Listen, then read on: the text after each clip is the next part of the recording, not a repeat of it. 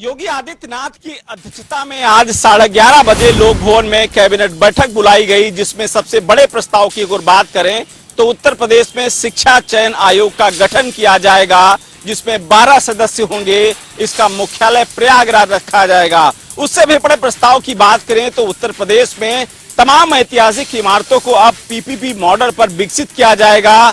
झांसी की बात करें, मथुरा की बात करें, इनमें जो ऐतिहासिक इमारत है उनको विकसित करने के बाद इसमें अब रेस्टोरेंट, शादी विवाह भी उसमें कार्यक्रम हो सकेंगे, जिससे एक तो ऐतिहासिक इमारत भी सुरक्षा भी हो सकेगी, दूसरा सरकार का रेवेन्यू भी बढ़ सकेगा। उत्तर प्रदेश में 5G की जो दरें हैं उसको सस्ती करने का प्रस्ताव पास हो चुका है। योगी कैबिनेट पे मोहर लग चुकी है। इस तरीके से करीब 32 प्रस्तावों पर आज मोहर लगी योगी कैबिनेट को लेकर के। कमोबेश अगर पूरे कैबिनेट की बात की जाए तो इंफ्रास्ट्रक्चर या फिर परिवहन विभाग या कृषि विभाग से तमाम जुड़े प्रस्तावों पर आज योगी की कैबिनेट की मोहर लग चुकी है। सपा विधायक पूजा पाल को लेकर लगातार इस बात की अटकलें लगाई जा रही थी कि पूजा पाल भारतीय जनता पार्टी का दामन थाम सकती हैं। हालांकि पूजा पाल ने ट्वीट करके इस बात का खंडन कर दिया है। उनका साफ तौर पर कहना है ये असत्य और बेबुनियाद खबरें चल रही हैं। हम समाजवादी पार्टी में और समाजवादी पार्टी के ही विधायक बने रहेंगे। हालांकि यहाँ तक ये खबर चल रही थी कि पूजा पाल को इलाहाबाद सीट से लोकसभा की टिकट भी भाजपा दे सकती है या फिर फूलपुर से, क्योंकि वहाँ पे बाहुल्य सीट है और पालों की भी अच्छी खासी आबादी है। हालांकि पूजा पाल इन तमाम खबरों का खंडन कर दिया। उनका साफ तौर पर कहना था कि कहीं न कहीं तमाम राजनीतिक पार्टी की ओर से हमारी राजनीतिक छवि को धूमिल करने की कोशिश की जा रही है। हालांकि अब इस बात की अटकलें, क्योंकि लगातार इस बार पूजा पाल को लेकर इस बात की अटकलें लगाई जा रही थी कि क्योंकि पूजा पाल भारतीय जनता पार्टी में इसलिए शामिल हो गए क्योंकि जब अतीक अशरफ की हत्या हुई थी तो पूजा पाल लगातार मुख्यमंत्री योगी आदित्यनाथ की कहीं न कहीं तारीफ करते नजर आती, अपराधियों के खिलाफ जीरो टॉलरेंस की बात कर रही थी। हालांकि इन तमाम खबरों का खंडन कर दिया। अब देखने वाली बात होगी कि क्या पूजा पाल इस पर बनी रहती है या कुछ आगे परिवर्तन देखने को मिलता है। सबके साथ में जैसे जनता टीवी लखनऊ।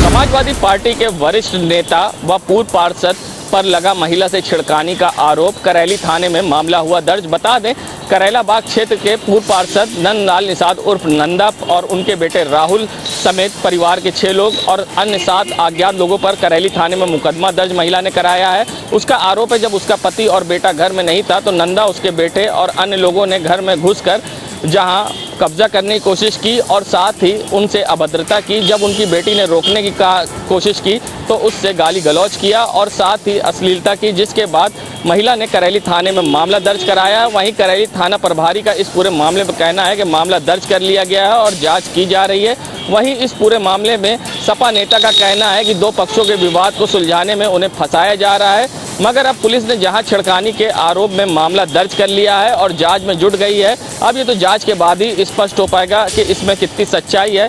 फिलहाल पुलिस अब मामला दर्ज कर जांच कर रही है। शाहजहांपुर में उस समय जन सैलाब उमड़ पड़ा जब कटरी किंग कल्लू का राइट हैंड कहा जाने वाला डकैत नज्जू उर्फ राजेंद्र एक मंदिर में 1 कुंटल 11 किलो का घंटा चढ़ाने पहुंचा। आपको बता दें, परौर थाना क्षेत्र के मंझा गांव का रहने वाला नज्जू उर्फ राजेंद्र किसी जमाने में कुख्यात डकैत था और क्षेत्र की जनता में इसका अच्छा खासा खौफ था। यह वही डकैत है जो कटरी किंग कल्लू के साथ था और कटरी किंग कल्लू का राइट हैंड था। यदि हम अपराधों की बात करें तो परौर थाने में हत्या, लूट, डकैती के 16 मुकदमे इस डकैत पर दर्ज हुए थे और आसपास के जिलों की बात करें तो आसपास जिलों में कई मुकदमे इस डकैत पर दर्ज हुए। अब यह डकैत 22 साल बाद सजा काटने के बाद शाहजहांपुर अपने गांव पहुंचा और वहां से इस डकैत ने एक मंदिर, ब्रह्मदेव मंदिर है परौर थाना क्षेत्र में, वहां पर इस डकैत ने 1 कुंटल 11 किलो का घंटा चढ़ाया। सबसे खास बात है कि इस डकैत के साथ भाजपा विधायक वीर विक्रम सिंह कटरा विधानसभा से विधायक हैं, वह भी इस डकैत के साथ कंधे से कंधा मिलाते हुए नजर आए। यदि हम इस डकैत की बात करें तो इस डकैत का अब साफ तौर पर कहना है कि अब वह अपराधों से तौबा कर चुका है और आगे की जिंदगी आराम से और शराफत से गुजारना चाहता है। लेकिन अब सवाल यह है, क्या क्षेत्र की जनता इस डकैत को वह सम्मान दे पाएगी? राजीव शुक्ला, जनता टीवी, शाहजहांपुर। शहर में अवैध क्लिनिक और झोलाछाप डॉक्टरों का धीरे धीरे साम्राज्य स्थापित होता दिखाई पड़ रहा है। ऐसा ही एक झोला छाप डॉक्टरों से जुड़ा हुआ प्रकरण सामने आया। किले बाजार के शहर के किले बाजार से एक वीडियो वायरल होता नजर आया। इस वीडियो में साफ देखा जा रहा है कि एक डॉक्टर है जो बबलू दवाखाने के नाम से अपना क्लिनिक चला रहे हैं और लोगों को दवाएं दे रहे हैं। आपको बता दूं, ये बबलू नामक व्यक्ति है जो इससे पहले कहीं पे कंपाउंडिंग करता था। अब लोगों को ये खुद डॉक्टर बनकर लोगों को दवाएं दे रहा है और लोगों की समस्याओं को दूर करने का प्रयास कर रहा है। कहीं ना कहीं वो लोगों को एक तरह से कह सकते हैं कि बिना अनुभव और बिना डिग्री के लोगों का इलाज करता हुआ देखा जा रहा है। इसमें सवाल ऐसा बनता है कि जिस तरह से आज लोग इलाज को लेकर परेशान है और लगातार किस तरह की बीमारियां फैलती हैं और लोगों को दिक्कतें आती है, कहीं ना कहीं बिना अनुभव के इस तरह के डॉक्टरों के कारण लोग मौत के गाल में भी समा जाते हैं। अब देखना यह होगा कि इसके ऊपर क्या आम आदमी जागरूक होता है, इस तरह के डॉक्टरों को बहिष्कार करता है, या फिर प्रशासनिक अमले को यानी कह सकते हैं स्वास्थ्य विभाग को ही संज्ञान लेकर इस मामले पर कुछ ना कुछ कार्रवाई करनी पड़ेगी। ये देखने वाली बात होगी। रायबरेली से जनता टीवी के लिए आफ्ताब खान की रिपोर्ट। कभी कभी ऐसे अजीबोगरीब मामले सामने आते हैं जिसे सुनते ही लोगों के पैरों के तले की जमीन निकल जाती है। ऐसा ही एक मामला थाना जागरण के जामुनदाना कला में हुआ, जहां एक छोटे भाई ने बड़े भाई के ससुराल पक्ष के किसी व्यक्ति के बारे में कुछ कह दिया।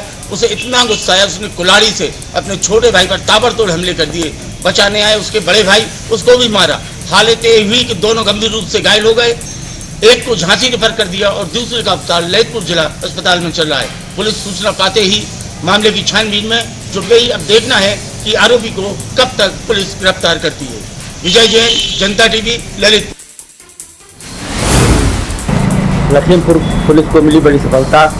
सिपाही को जो गोली मारी गई थी उसमें करीब 2 महीने बाद पुलिस को भारी सफलता हाथ लगी है। उसमें जिस शूटर ने सिपाही को गोली मारी थी वो पुलिस के हाथ से चल गया है। पुलिस आपको बता दें कि लखीमपुर की माइकलगंज कोतवाली अंतर्गत करीब 2 महीने पहले रिझाई मोड़ के पास एक दुकान में चोरी के इरादे से घटना को अंजाम देने के लिए तैयार बैठे 2 लोगों को संदिग्ध हालत में देखकर पुलिस ने एक को पकड़ लिया था, जिसमें जो अभियुक्त पकड़ा गया था उसके भाई ने, जो उसका सगा भाई था, उसने अपने भाई को छुड़ाने के लिए अनिल सिंह के ऊपर फायरिंग कर दी थी। फायरिंग में अनिल सिंह के कंधे और हाथ में गोली लगी थी। अनिल सिंह को तत्काल सीएससी ले आया गया। सीएससी से लखनऊ रेफर कर दिया गया था। अनिल सिंह की हालत अभी भी सुधार है लेकिन सही नहीं की जा सकती है। अनिल सिंह के जो चोरी चलाई थे उसमें जो अभियुक्त थे उनकी पुलिस लगातार 2 महीने से कंटिन्यू उनकी तलाश कर रही थी। तलाश के दौरान पुलिस को सोशल मीडिया पे एक इंस्टाग्राम पे एक पोस्ट दिखाई दी जिसमें कि एक लड़के ने अपने आप को शूटर बताते हुए पोस्ट डाली थी।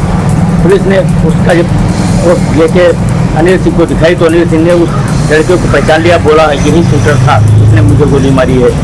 पुलिस ने उनकी टीम में अपनी टीम लगाई। वो लोग अंडरग्राउंड हो गए थे। पुलिस ने किसी तरीके से मुखबिरों की सूचना के द्वारा कल रात्रि में पुलिस ने जब उन लोगों की सूचना लगी कि वो लोग रास्ते में जा रहे हैं तो उसने घेराबंदी की। घेराबंदी के दौरान पुलिस को जवाबी फायरिंग में अनिल सिंह का जो शूटर था उसको पैर में गोली लगी है। उसको गिरफ्तार कर दिया गया है। उसके 3 साथियों को भी गिरफ्तार किया गया है। कप्तान ने बताया है कि जो इस घटना में शामिल थे उनको गिरफ्तार कर दिया गया है और इस घटना का अनावरण सफलतापूर्वक किया गया है।